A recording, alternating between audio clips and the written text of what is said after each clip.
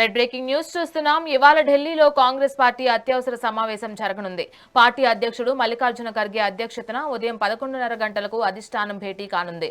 ఢిల్లీలోని ఇందిరాభవన్ లో జరిగే ఈ సమావేశానికి పార్టీ ప్రధాన కార్యదర్శులు, ఇన్ఛార్జీలు, పీసీసీ అధ్యక్షులు తప్పనిసరిగా హాజరు కావాలని అధిష్టానం ఆదేశించింది. ఈ మేరకు పార్టీ ప్రధాన కార్యదర్శి కేసీ వేణుగోపాల్ సర్క్యులర్ జారీ చేశారు. మీనాక్షి నటరాజన్ రాజ్యసభ నామినేషన్ తిరస్కరణకు గురైన నేపథ్యంలో ఈ భేటీకి ప్రాధాన్యత సంతరించుకుంది. ఈ సమావేశంలో పలు కీలక అంశాలపై చర్చలు జరగనున్నట్లు తెలుస్తుంది. దీనికి సంబంధించి మరింత సమాచారం మా ప్రతినిధి నరేష్ ఫోన్ ద్వారా అందిస్తారు. నరేష్, చెప్పండి. థ్యాంక్ యూ రాణి. ఇటు కాంగ్రెస్ పార్టీలో కీలక రాజకీయ పరిణామాలు చోటు చేసుకుంటున్నాయని చెప్పవచ్చు. ఇటు పార్టీ జాతీయ అధ్యక్షుడు మల్లికార్జున ఖర్గే అధ్యక్షతన నేడు ఢిల్లీలో అత్యవసర ఏఐసిసి సమావేశం జరగనుంది. ప్రధాన కార్యదర్శులతో పాటు రాష్ట్ర ఇన్ఛార్జీలు, పిసిసి అధ్యక్షులు తప్పనిసరిగా హాజరు కావాలంటూ అధిష్టానం ఆదేశించింది. మరి దీనికి సంబంధించి అత్యవసర సమావేశం ఏర్పాటు చేసినటువంటి సమావేశం ఇటు రాజకీయ ఒక్కసారిగా అత్యవసర సమావేశం ఏర్పాటు చేయడంతో రాజకీయ వర్గాల్లో కూడా ఆసక్తి నెలకొందని చెప్పవచ్చు. ఢిల్లీలోని ఇందిరాభవన్ లో ఉదయం 11:30 గంటలకు ప్రారంభమయ్యే ఈ సమావేశానికి దేశవ్యాప్తంగా ఉన్నటువంటి పార్టీ ముఖ్య నేతలను కూడా ఆహ్వానించారు.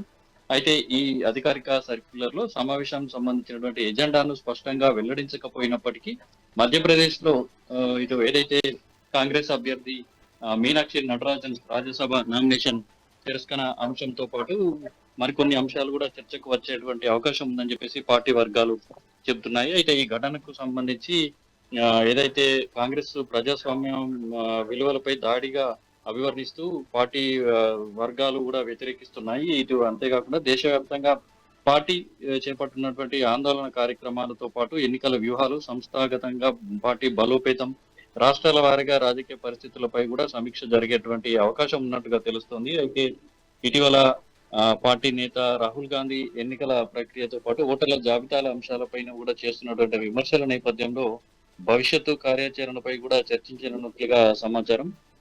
అయితే ఈ క్రమంలోనే ఇటు బీజేపీ పార్టీపై కాంగ్రెస్ నేతలు ఫైర్ అవుతున్నారు. మీనాక్షి నామినేషన్ తిరస్కరణకు కారణమైనటువంటి ఓ కేసు అంశంపై పార్టీ వర్గాల్లో కూడా చర్చ జరుగుతుందని, ఈ అంశాన్ని బీజేపీతో పాటు ప్రత్యర్థి పార్టీలు కూడా రాజకీయంగా తెరపైకి తెస్తుండడంతో పార్టీ నుంచి వివరణ ఇచ్చేందుకు కాస్త ఇబ్బందిగా ఉంటుందని కాంగ్రెస్ నేతలు చెప్తున్నారు. మీనాక్షి రాజ్యసభ నామినేషన్ తిరస్కరణకు తెలంగాణలోని కేసు అంశాన్ని విపక్ష పార్టీలు చెప్తున్నటువంటి క్రమంలో తామే ఆ అంశాన్ని బలంగా తిప్పికొట్టాల్సిన ఉందన్నటువంటి చర్చ పార్టీలో జరుగుతుంది అంటూ నేతలు చెప్తున్నారు. అయితే దీనికి సంబంధించి నామినేషన్ తిరస్కరణకు గురి కాగానే రాష్ట్రంలోని ముఖ్య నేతలంతా ఆ అంశంపై స్పందించారు. మీనాక్షికి సంఘీభావంగా ఆమెకు మద్దతుగా ప్రకటనలు కూడా ఇచ్చారు. బీజేపీ తీరుపై కాంగ్రెస్ నేతలు తీవ్ర విమర్శలు గుప్పిస్తున్నటువంటి తరుణంలోనే ఇటు రాష్ట్రంలోని కాంగ్రెస్ పార్టీని బలోపేతం చేయడంలో ఆమె పాత్ర ఎంతో విలువైందని, ఆమెకు సంబంధించి జరిగినటువంటి అన్యాయంపై తమ పార్టీ నేతలు పోరాడుతున్నారని చెప్పేసి కాంగ్రెస్ నేతలు చెప్తున్నారు. అయితే మరోవైపు రాష్ట్రంలో ఒక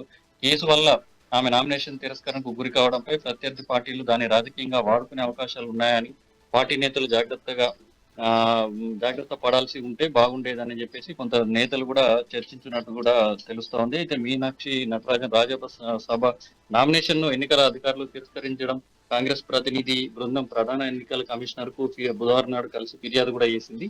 తక్షణం చర్యలు తీసుకోవాలని చెప్పేసి కోరారు. అయితే ఇది ప్రజాస్వామ్యాన్ని దెబ్బతీసే చర్యగా ఆరోపిస్తూ దీనిపై న్యాయ పోరాటానికి సైతం సుప్రీంకోర్టు వెళ్లేందుకు కూడా కాంగ్రెస్ కు సిద్ధమవుతున్నట్టుగా తెలుస్తోంది. మరోవైపు మీనాక్షి నటరాజన్ నామినేషన్ తిరస్కరణ గురి కావడంతో రాజ్యసభ ఎన్నికల్లో మూడో అభ్యర్థిగా నిలబెట్టినటువంటి బీజేపీ అభ్యర్థి మహేష్ కావత్ విజయంపై కూడా బీజేపీ ధీమాగా ఉన్నట్టుగా తెలుస్తుంది. మొత్తంగా చూసుకుంటే ఈ అత్యవసర సమావేశం ఏదైతే ఉందో దీనికి సంబంధించి సమావేశంలో తీసుకునేటువంటి నిర్ణయాలు కాంగ్రెస్ పార్టీ భవిష్యత్తు రాజకీయ వ్యూహాలకు కీలకంగా మారున్నాయని చెప్పేసి ఇటు పలు కాంగ్రెస్ నేతలు చర్చించుకున్నారు.